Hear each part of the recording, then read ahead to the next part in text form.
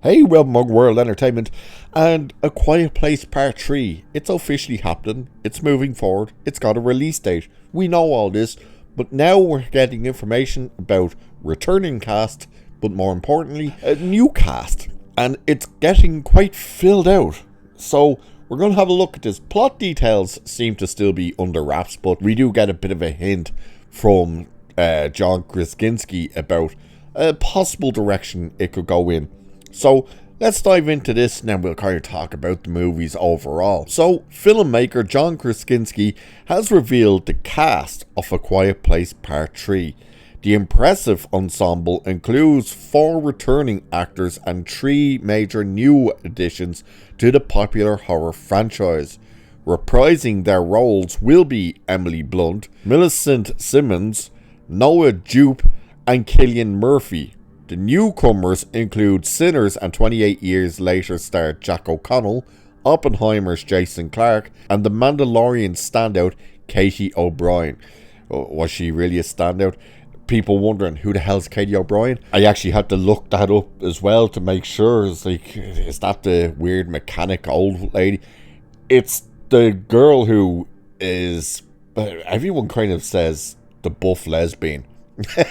That one. She was recently in the new remake of Running Man. Her first thing I actually ever saw her in was, if you guys have ever seen the show Z Nation, she was in I think it was the 3rd or 4th, whichever the last season was of that show. She was in that. That's the first time I had ever seen her, but it's her. That's who that is.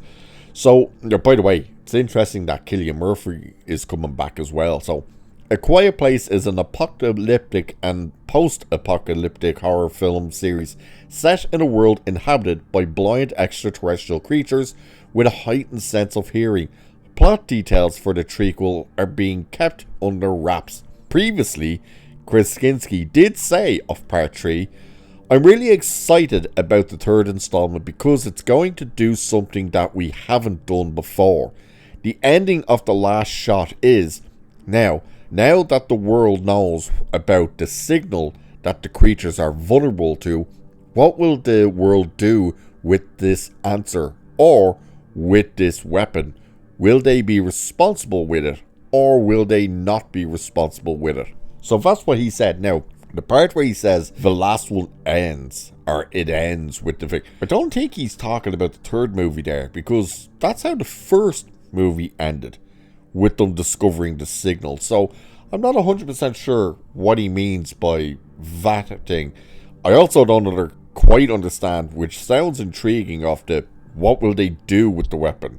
Will they be responsible with it or will they not be responsible? In what way does that work? I suppose they kind of might be hinting at, are maybe governments or something going to try and weaponize the creatures? Like, hey, we got these weapons now that we know how to control the things, maybe. Maybe that's what he's talking about? Don't quite know.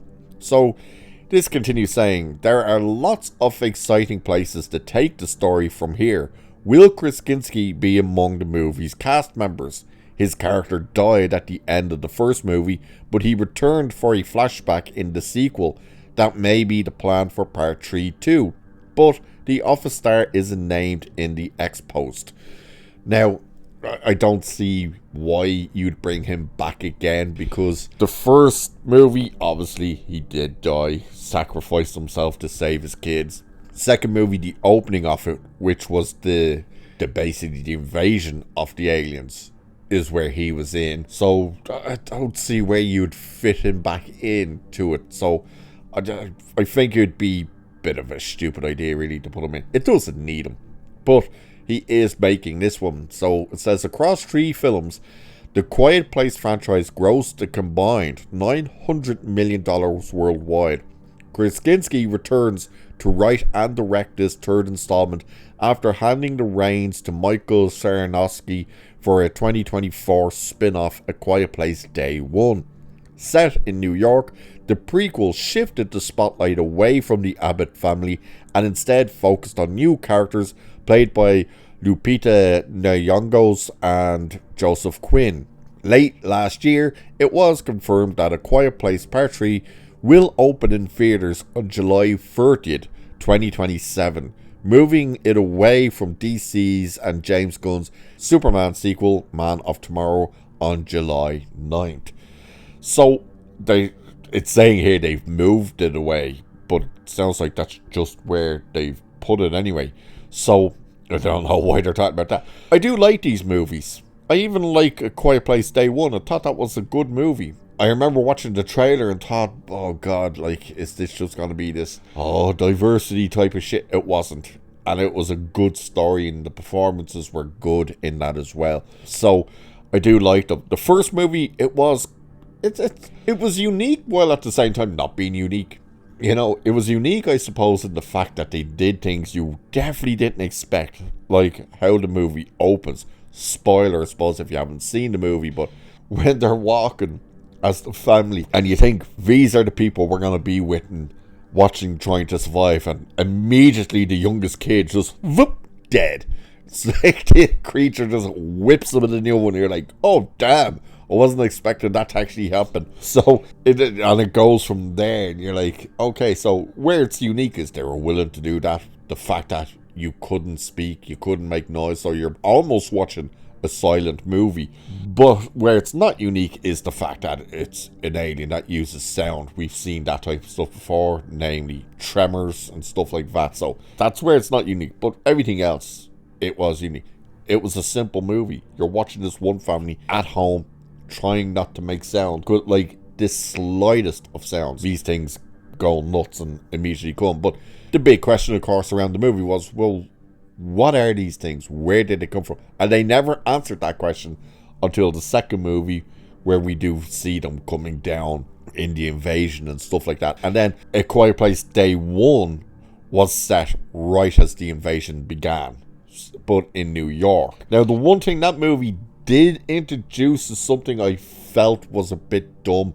It was a criticism I had, was the fact that they immediately discovered in that movie that the aliens couldn't swim, that they can't go into the water. And it was like, that was the whole premise of the second movie, was to try and get to this utopia island because the aliens can't get there. And it's like, well, why didn't half of the population know this? People on that island figured it out. And that's the thing, they figured it out. They didn't hear it, because in Quiet Place Day One, the helicopters are flying around making the announcements, hey, these things can't swim, get the boats and get to islands and stuff like that. So that was the only criticism I had of it, but it was still a good movie. So these movies, they are fun. Will they stick to landing with a third movie? Hopefully, because again, I do like these movies. The only issue you have, of course, is if it does land and it is received incredibly well, are they just going to push for more? And it's like, well, you can obviously do more, but you set them in different areas with different people, maybe different countries, see different parts of the world going through it. That's how you could do it. So the overall story with the Abbott family looks like this would probably be the end of that story, but then you can do more spin-offs. So we'll wait and see. But what do you guys think? Are you excited for A Quiet Place Part 3? Do you enjoy the Quiet Place franchise? What did you think of Day 1? And where would you like to see the franchise go after this next movie? Do let me know. And with that, I shall leave it there for this one. So do like and share and subscribe and hit that like button and all that good stuff. Cheers, and I shall catch you in the next one.